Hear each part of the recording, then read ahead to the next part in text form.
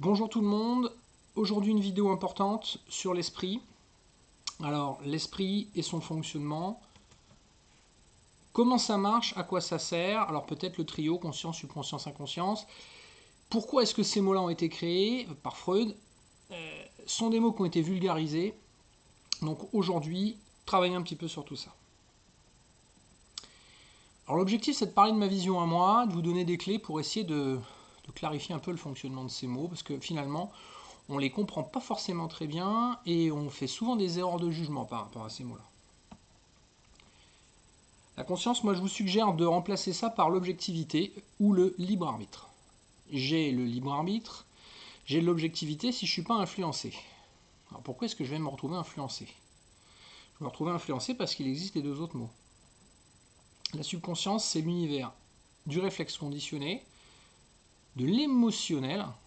Mes émotions, je ne les contrôle pas, c'est pas moi qui choisis de ressentir les choses. Et potentiellement de l'instinct. L'inconscience, alors c'est encore plus flou, ce sont des schémas de pensée, c'est diffus, c'est flou, ça crée les réflexes par contre.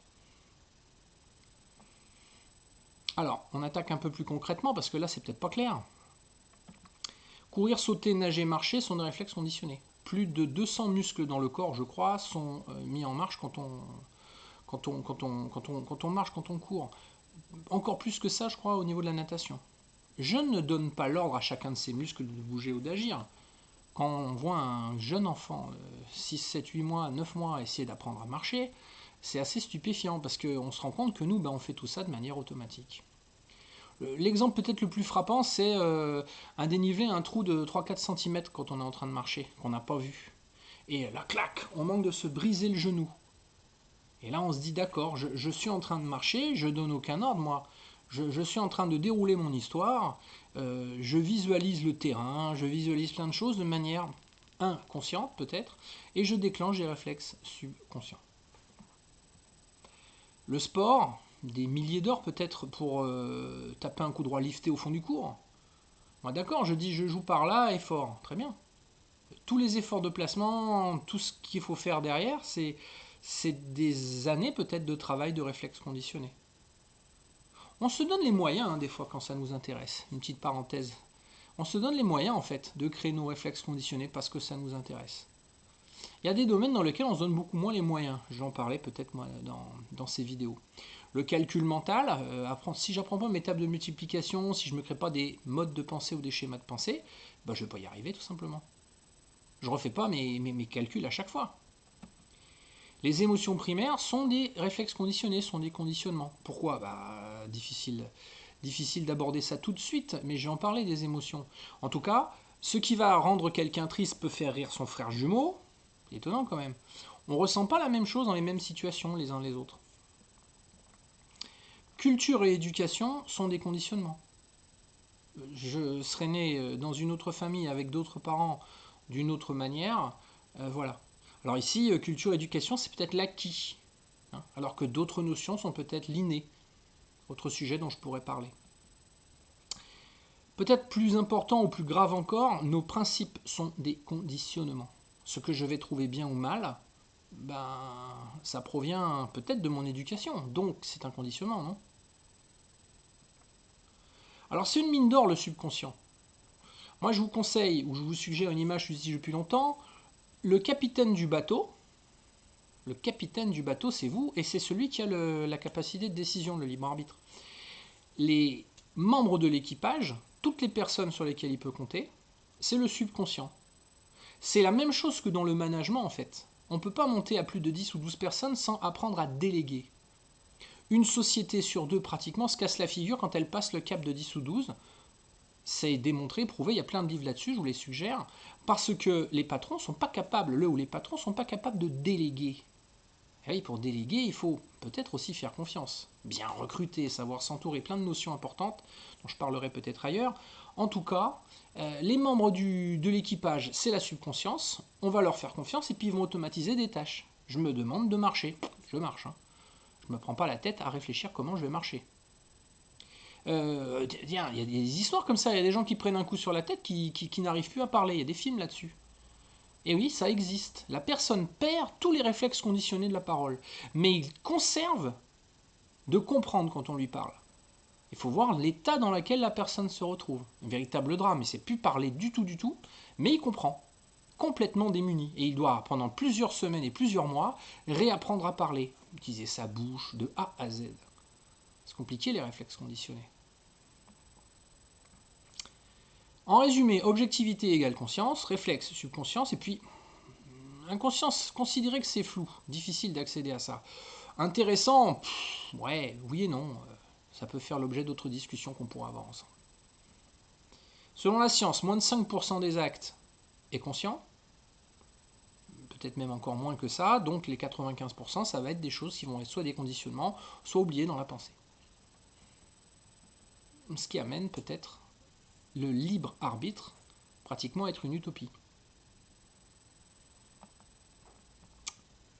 Alors avec le temps ça marche comment? Je suis jeune, j'apprends, je vais avoir un taux de conscience important puisque je découvre de nouvelles situations qui vont me créer, mais un début de réflexe conditionné, une petite base inconsciente, je vais oublier progressivement ce qui a servi à les créer. Arrivé à un certain stade, je vais me créer beaucoup de réflexes et me souvenir, je suis jeune, je décolle. Et puis après, je vais arriver dans une situation assez classique pour chacun d'entre nous, où je vais avoir une capacité de conscience sous certaines conditions, de gros réflexes conditionnés, et puis oublier peut-être ce qui a servi à constituer les choses. J'ai oublié pourquoi je suis inquiet face à, je sais pas moi, un perroquet. C'est étonnant. Il y a des gens qui ressentent des choses assez surprenantes. Pourquoi j'ai le vertige? J'ai oublié peut-être pourquoi, mais il reste le réflexe subconscient avec une émotion et peut-être des actes et des gestes qui vont en dépendre. Le 95.5. Alors, première chose donc que je voulais vous montrer ici très clairement, 95% de subconscience dans nos choix. Si vous ne l'admettez pas, c'est difficile d'avancer. Vous allez être dans le jugement sur tout ce qui se passe. Et, enfin, c'est un peu la vie et le monde dans lequel on vit. Deuxième point fondamental de cette vidéo. Si nous sommes facilement capables d'accepter que nos décisions et nos réactions sont conditionnées. Alors ici, j'ai les couleurs du comportement, vous pouvez aller voir la vidéo en question. Si je suis prêt à admettre assez facilement que mes actes et mes réactions sont conditionnés, c'est beaucoup plus difficile pour moi, ou pour chacun d'entre nous, d'admettre que nos valeurs et nos principes, ce que je considère être bien, c'est un conditionnement. Waouh, ça pique. Ben oui, mais c'est malheureusement vrai. Ce qui est juste bien, mal, important, intelligent, constructif, adapté, cohérent, simple, évident, c'est mes modes de pensée. Dans la même famille, plusieurs personnes n'ont pas du tout réagir de la même manière. Même dans la même société, même deux frères jumeaux. Ce sont des conditionnements. Parce que ce qui est bien pour moi, pourquoi ça serait mieux que ce qui est bien pour tous les autres? Excusez-moi. Ce qui est simple pour moi, pourquoi c'est pas la même chose que ce qui est simple pour tout le monde? C'est parce que ce sont des conditionnements. Aussi, voire surtout donc. Ce sont des modes de pensée différents pour tout le monde. Ce qui nous amène donc à 2 points, et le deuxième étant véritablement grave. Enfin grave.